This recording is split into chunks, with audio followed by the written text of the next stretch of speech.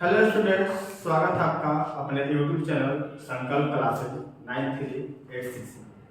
आज मैं आप लोगों के सामने फिर से एसएससी जीडी का जो आपके एग्जाम होने वाले हैं जनवरी में, उसका लगातार सीरीज चलेगा और आज उस सीरीज का तीसरा क्लास है।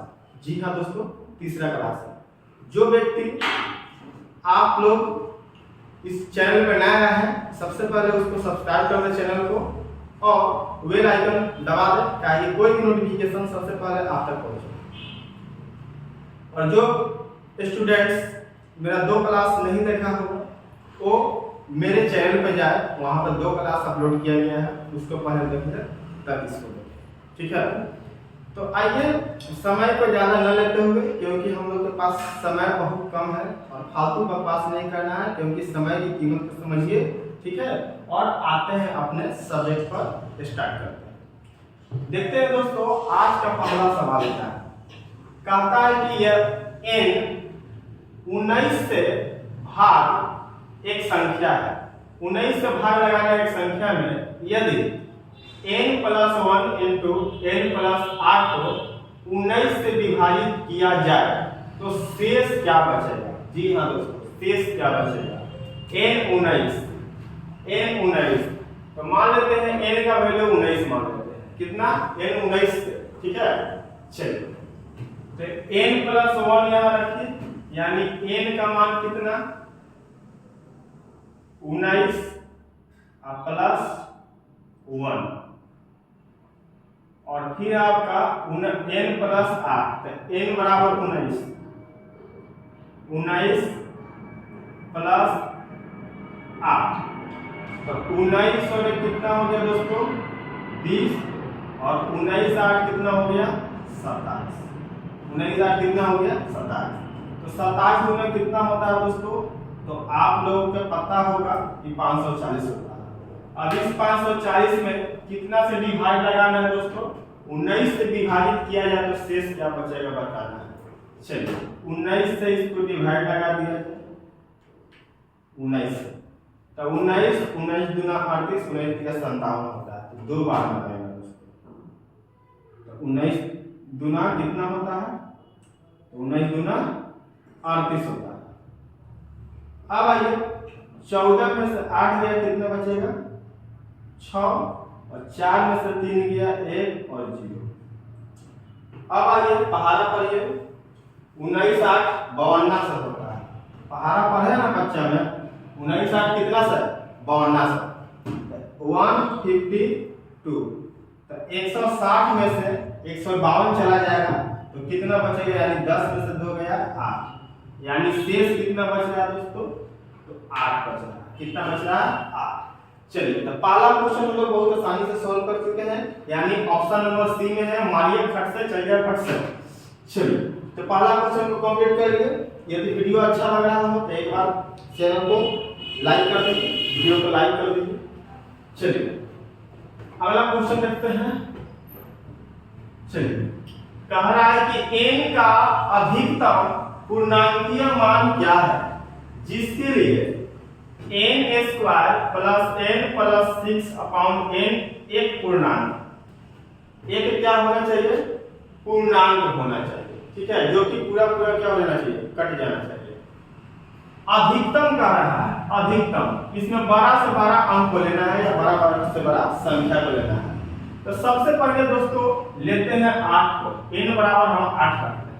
कितना रखेंगे 8, क्योंकि बड़का बोला है तो सबसे बड़का 8 है, उसके बाद 6 है, उसके बाद 3 है। तो इस तरीका के क्वेश्चन आए ना दोस्त, तो इसको ऑप्शन से बना लीजिएगा, ऑप्शन से। तो सबसे बड़का को रख के देखते हैं 8 के, 8 के स्क्वायर कितना हो जाएगा दोस्त 64 हो जाएगा। अब प्लस n 8 प्लस 6 और डिवाइड कितना, n का वैल्यू 8 मान के चले, तो 64 और 8 कितना हो गया दोस्तों, तो 64 और 6 70, यानी 72। अब 72 और 6 कितना 78/8। देखिए सो 8 से कट रहा है पूरा नहीं कट रहा है, यानी ए हो गया आपका रॉन्ग, ए नहीं चलेगा, यानी ऑप्शन नंबर पहला खत्म हो गया। आइए हम 6 को चेक कर लेते हैं। तो 6 का स्क्वायर करेंगे, n का वैल्यू 6 रखेंगे दोस्तों, 6 रखेंगे n का वैल्यू, तो 6 के स्क्वायर कितना होगा बताइए ना, 36 और प्लस n, तो 6 रखे हैं 36 और प्लस 6 और प्लस कितना 6 दोस्त, तो बताइए नीचा में n का वैल्यू कितना 6, तो आप बता दीजिए हमको कि 36 और 6 कितना होता है 42, और 42 और 6 कितना होता है 48, और 6 से पूरा पूरा कट जाएगा कितना बार में 8 बार, यानी ऑप्शन नंबर कौन होगा तो सी होगा। 6 को यदि हम रखेंगे n का अधिकतम पूर्णांक तो पूरा पूरा क्या हो जा रहा है कट जा रहा है, क्योंकि एक पूर्णांक में कट रहा है। चलिए तो 2 क्वेश्चन को हम लोग सॉल्व कर चुके हैं, अब आइए मिटाते हैं। आप लोगों का कृपा रहेगा तो जल्दी डिजिटल बोर्ड हम लोग के सामने आ जाएगा, इसलिए वीडियो को जितना से जितना अधिक होता है शेयर कीजिए और अपने दोस्तों से सब्सक्राइब करिए चैनल को, ठीक है। मिटाते हैं और आगे चलते हैं। आइए देखते हैं हम लोग अपना थर्ड नंबर क्वेश्चन क्या कहता है। कहता है कि उस वर्गाकार खेत की भुजा की लंबाई क्या है, वर्गाकार खेत की भुजा की लंबाई क्या है जिसका क्षेत्रफल 40 × 20 मीटर और 25 मीटर × 17 मीटर विमाओं वाले 2 आयताकार खेतों के क्षेत्रफल के योगफल के बराबर। कहने का मतलब उस वर्गाकार खेत की भुजा की लंबाई। चलिए तो इसमें क्या होता है कि एरिया बराबर फार्मूला लगाना पड़ेगा आपका, ठीक है। तो वर्ग का क्षेत्रफल बराबर होता है आपका फार्मूला भुजा का स्क्वायर, इसको हम लोग बोलते हैं a का स्क्वायर।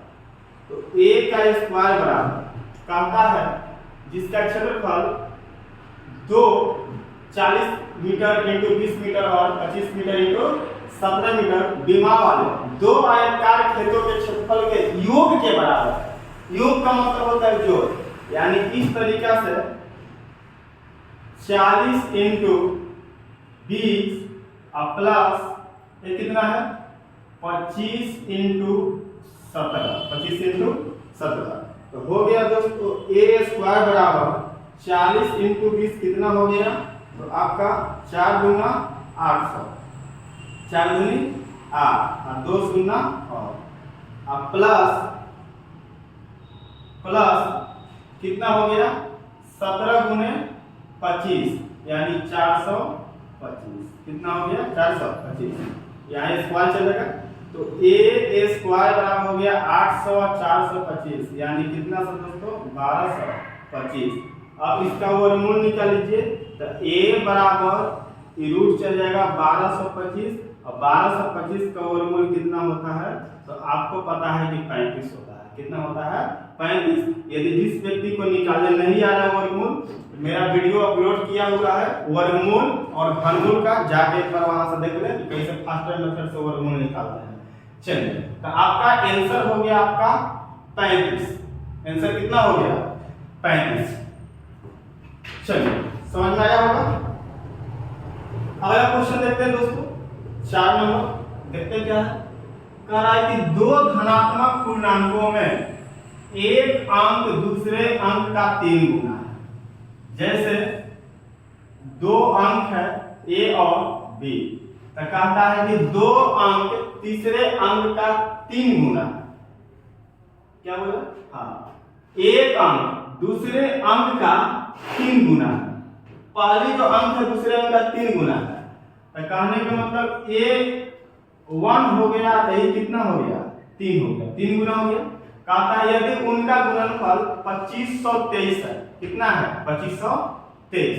अच्छा ये बताइए रेशियो मेथड से बनेगा, इसमें x लगा दीजिए। अब गुणनफल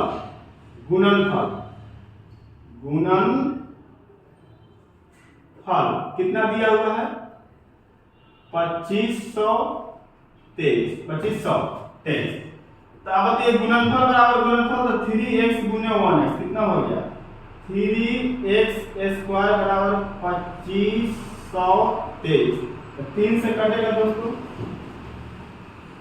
3 8 24 और फिर कितना बचा 3 8 24 और 1 यानी 3 छक 18, 3 छक 18 और फिर 3 का कितना 3 यानी 861। तो x² बराबर 861, तो x बराबर अंडर रूट 800 कितना 61। इसका वर्गमूल निकाल लीजिए। 8 है तो क्या बार में रहेगा, 2 का स्क्वायर 4 होता है, 3 का स्क्वायर 9 होता है, 3 का स्क्वायर 9 होता है। ठीक है, चलिए तो 3 नहीं लगेगा, 2 लगेगा और अंतिम अंक 1 है। 1 का कोड होता है क्या, 1 और 9। 1 और कितना होता है 9 होता है। और फाइंड आउट कर लेंगे 21 और 29। ये कैसे निकल रहा है, तो मेरा वर्गमूल देखिएगा कैसे निकाला जाता है, वही सब निकाल रहे हैं, अभी समझ में नहीं आएगा। आप इतना जानिए कि आपसे 61 का वर्गमूल निकालना है। तो इन दोनों के बीच हो गया 25, 25 के स्क्वायर 625, 625 से बड़ा यानी x बराबर कितना हो गया 19। तो क्या पूछ रहा है दोस्तों, उनमें से 12 अंक, 12 अंक a है, 12 अंक कौन है a है, 3x 3 into 19 29 27 के 7 3 दूनी 6 और 2 8 यानी आपका आंसर कितना है 87 आएगा। कितना आएगा 87 आएगा। चलिए तो इस तरीके से हम लोग 4 क्वेश्चन को कंप्लीट कर लिए हैं, मिटाते हैं और आगे चलते हैं। अच्छा लग रहा है वीडियो तो एक बार थंबनेल हो जाए। चलिए दोस्तों अब हम लोग देखते हैं 5वां क्वेश्चन। चलिए ये पढ़ाई है, पढ़ाई से हमेशा प्यार करते रहना है। चलिए पढ़ाई एक ऐसा ताकत है जो हमें सब चीज दिला सकता है। आइए देखते हैं 9, 12, 15, 20 से विभाजित किए जाने पर क्रमशः 7, 10, 13 और 18 शेष छोड़ने वाली न्यूनतम संख्या क्या है। न्यूनतम संख्या क्या है, मतलब कि वह संख्या कौन है इसमें 9, 12, 15, 20 से डिवाइड लगाएंगे तो प्रत्येक दशम में हमारा 7 शेष होना चाहिए। 9 से डिवाइड लगाने पर, उसके बाद 10, उसके बाद 13 और उसके बाद कितना 20 से डिवाइड करेंगे तो 18 शेष छोड़ना चाहिए। आइए देखते हैं इस क्वेश्चन को करेंगे कैसे। इस क्वेश्चन को करेंगे कैसे दोस्तों, तो जिससे डिवाइड लगाना है उसको ऊपर लिखेंगे। तो आइए कितना है 9, 12, 15 और कितना 20। 9, 12, 15, 20, 9, 12, 15, 20। चलिए शेष कितना छोड़ने के लिए कर रहा है 7, 10, 13, 18। इसको क्या करेंगे दोस्तों, जब भी ऐसा क्वेश्चन हो जाएगा इसको सब्ट्रैक्ट कर लेंगे। तो 9 में से 7 गया 2, 12 में से 10 गया 2, 15 में से 13 गया 2, 20 में से 18 गया 2। तो इसको हम लोग मानते हैं कांस्टेंट डिफरेंस, कांस्टेंट डिफरेंस। अब क्या करेंगे, अब क्या करेंगे तो इसका एलसीएम ले लेंगे। 9, 12, 15 और किसका 20 का एलसीएम ले लेंगे, एलसीएम ले लेंगे और कांस्टेंट डिफरेंस में से घटा लेंगे। इस एलसीएम जो आएगा उसके बाद घटा लेना है कांस्टेंट डिफरेंस को। ताकि इसका एलसीएम ले लेंगे उसके बाद हम लोग 2 को घटा लेंगे। तो इसको देखें तो क्या बार में चलेगा दोस्तों, क्या बार में चलेगा 3 से चलेगा। 3 तिया 9, 3 चौके 12, 3 5 15 और 20 का 20 हो जाएगा। अब देखते हैं 2 आप देखते हैं 2 से चलेगा, 2 से। तो 3 के 3, 2 दूनी 4, 5 के 5 और ये आपका 2 दहिया 20, 2 दहिया 20। फिर 2 से चला सकते हैं हम। ये 3 के 3, ये आपका 2 एकम 2, ये 5 के 5 और 2 बचे 10। फिर आपका 5 से 1 चल सकता है। ये 3 का 3, ये 1 का 1, ये 5 एकम 5, 5 एकम 5। चलिए तो टोटल कीजिए तो कितना हो रहा है दोस्तों, 3 दूना 6, 6 दूनी 12, 12 5 60, 12 5 60 और 60 180 180 180 में से 2 को घटा लीजिए, यानी कांस्टेंट डिफरेंस को घटा लीजिए, यानी 180 में से 2 चला जाएगा दोस्तों, कितना बचेगा 178 बचेगा। कितना बचेगा 178 बचेगा। आपका आंसर बी नंबर का है। देखिए दोस्तों करना कुछ नहीं है, पहले जिसे डिवाइड लगाना है उसको लिख लेंगे ऊपर, जो शेष वाला है उसको नीचे लिख लेंगे और सब घटा लेंगे, सब घटेगा तो बराबर आएगा, इसको बोलेंगे कांस्टेंट डिफरेंस। उसके बाद इसका पूरा एलसीएम ले लेना है और एलसीएम लेने के बाद इस कांस्टेंट डिफरेंस को घटा देना है। तो एलसीएम लिए इसका तो आ गया 180 और 180 में से 2 को घटा लीजिए, आ गया आपका आंसर 178। अब 178 को 9 से डिवाइड मार के देखिए, आपका 7 शेष छोड़ेगा। 12 को डिवाइड लगा के देखिए, 10 आपका जरूर शेष छोड़ेगा। चलिए आइए, उम्मीद करते हैं समझ में आया होगा। अब देखते हैं हम लोग अगला क्वेश्चन। अगला क्वेश्चन क्या है, कहता है कि एक आयत में लंबाई में 10% वृद्धि की गई और चौड़ाई में 10% की कमी की गई, तो क्षेत्रफल में प्रतिशत में क्या परिवर्तन आएगा। तो इसको कुछ नहीं दोस्तों, करना क्या है, ए बी फॉर्मूला से बना लेना है। ए बी फॉर्मूला द्वारा क्या होता है, formula a plus B plus A B बटा 100। और यहाँ पे क्या करेंगे, ए साइन चेंज होते रहेगा दोस्तों, यदि पॉजिटिव रहेगा तो पॉजिटिव रखेंगे, नेगेटिव रहेगा तो नेगेटिव। तो पहले बोला 10% वृद्धि, तो पहले 10 लिख लीजिए। फिर बोला उसकी चौड़ाई में 10% की कमी, तो -10।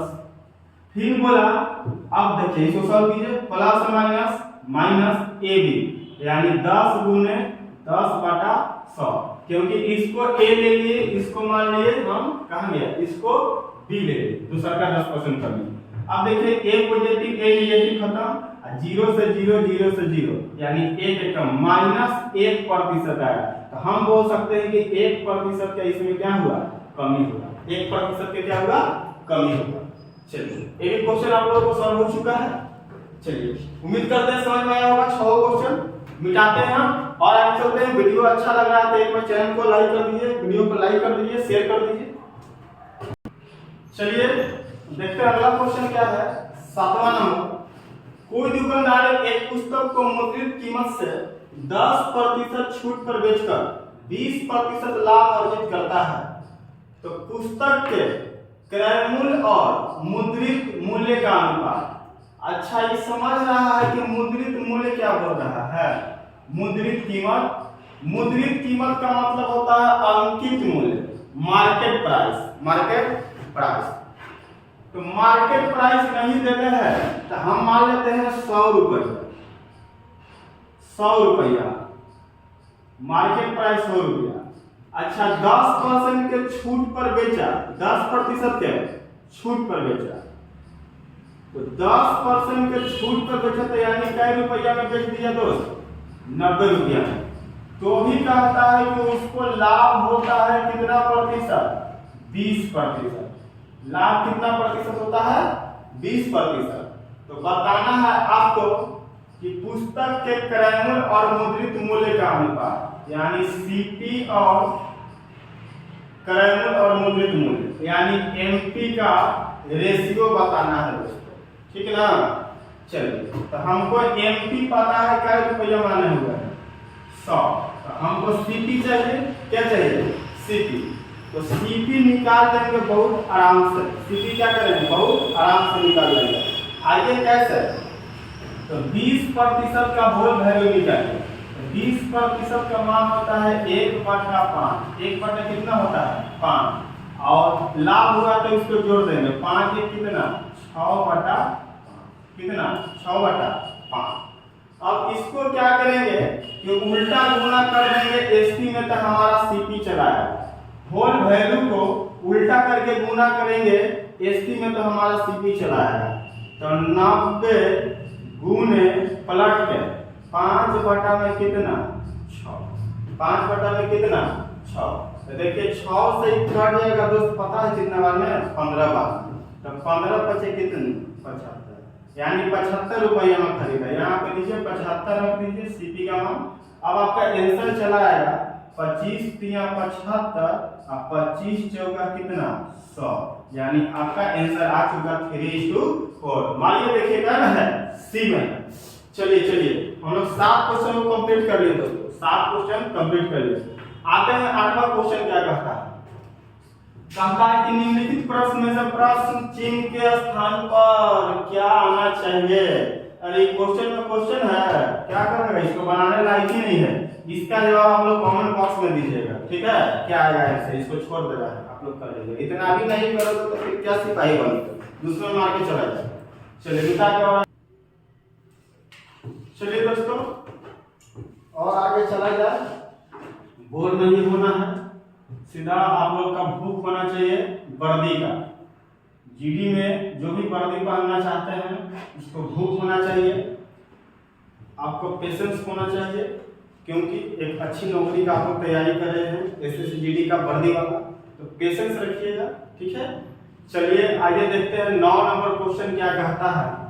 कहता है कि एक व्यक्ति स्थिर जल में 4 किलोमीटर प्रति घंटे की दर से तैर सकता है, और यदि जल की गति 2 किलोमीटर प्रति घंटा है, धारा की गति, जल की गति का मतलब धारा की गति 2 किलोमीटर प्रति घंटा है, तो उसको धारा के प्रतिकूल 10 किलोमीटर की दूरी तैरने में कितना समय लगेगा। तो प्रतिकूल का मतलब होता है उल्टा, प्रतिकूल का मतलब क्या होता है, उल्टा।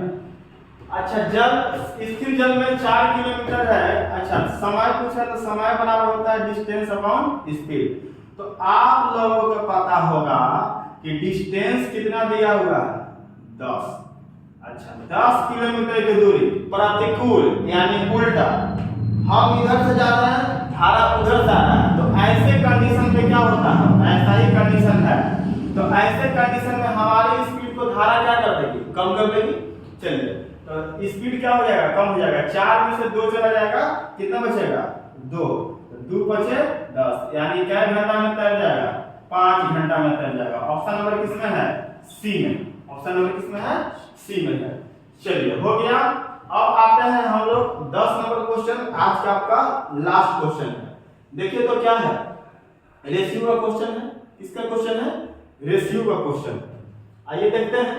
कहता है कि 3 संख्याओं का योग कितना है, 280 है। 3 संख्याओं का योग 280 है।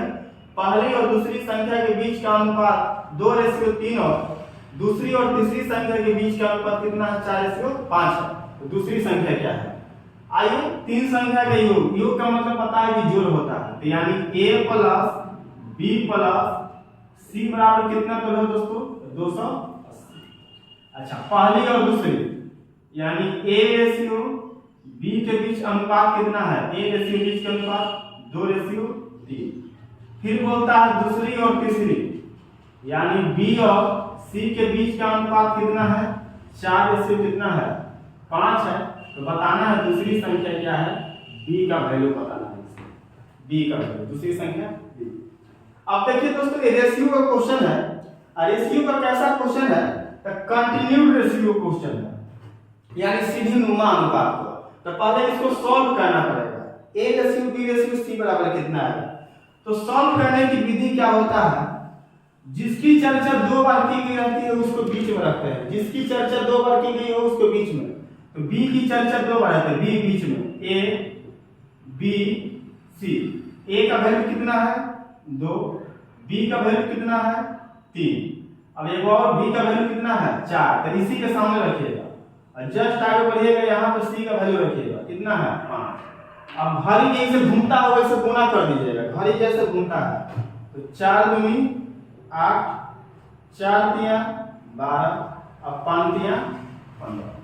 4 दूनी 8, 4 तिया 12, अब 5 तिया 15। अब चलिए दोस्तों यहाँ पे सब देखिए जोड़ने हैं, तो नीचे में जोड़ लीजिए। 12 8 20, 12 8 20, कटेगा तो नहीं कटेगा, हाँ। 12 8 20 और 20 और 15 कितना 35। तो यानी 35 बराबर कितना है दोस्तों, बताइए ना, 280 है। तो हमको निकालना b का वैल्यू, तो b का वैल्यू 12 बराबर 12। तो 280 बटा 35 और गुने कितना 12। 12। देखो तो 5 से कटेगा, 5 से 5 से ही कटेगा, 5 सते 35 और एक कितना बार में कटेगा तो 14 बार में कटेगा। कितना बार में कटेगा? 14 बार में कटेगा। और ये देखिए ये कितना हो गया, 7 से 1 कटेगा। कैसे काटे हम इसको? 5 से काटे थे, 5 सते 35 और 5 से नहीं, काटने में गड़बड़ हो गया दोस्त। 280 नीचा में कितना 35 और गुनी कितना 12। ठीक है मान सही है ना सब? 2:3 ठीक है। और फिर 4:5 तो 4 दुनिया 4 दिया 12 और 5 दिया 15। 12 और 8 20, 20 और 15 35, 20 और 15 35। चलिए ठीक है।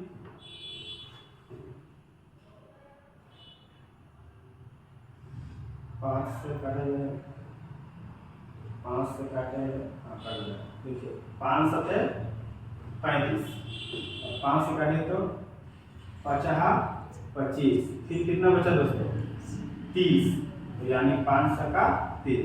और 7 से कटेगा ये 7 8 56, यानी बड़ी बची कितना आएगा आंसर दोस्तों 96।